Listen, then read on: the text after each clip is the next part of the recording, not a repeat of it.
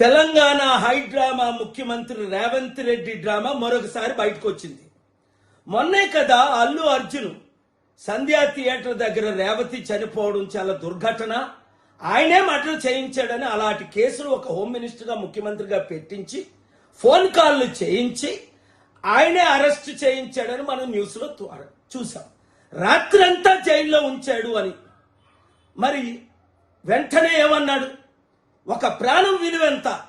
అబ్బా తమ్ముడు, మరి నువ్వే కదా అన్నావు మేము బెనిఫిట్ షోలకు పర్మిషన్ ఇవ్వం, టికెట్ల రేట్లు పెంచమన్నావు.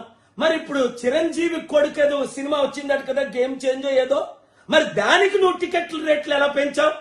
బెనిఫిట్ షోలు ఎలాగిచ్చావు? రోజుకి 4 నుంచి 6.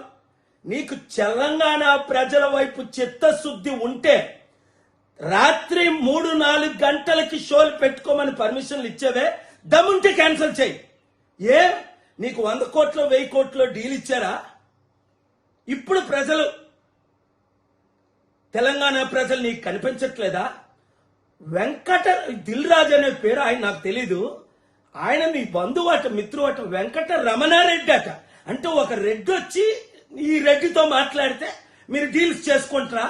తెలంగాణ ప్రజలారా, తెలుగు ప్రజలారా, చిత్తశుద్ధి ఉన్నవారంతా రేవంత్ రెడ్డి ముఖ్యమంత్రిగా ఉంటుండగానే తెలంగాణ సర్పంచులను చిత్తుగా కాంగ్రెస్ తరఫున పోటీ చేసిన వాళ్ళు ఓడిద్దాం.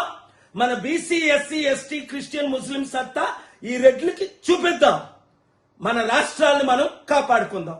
ఈ వీడియో అందరికీ షేర్ చేయండి.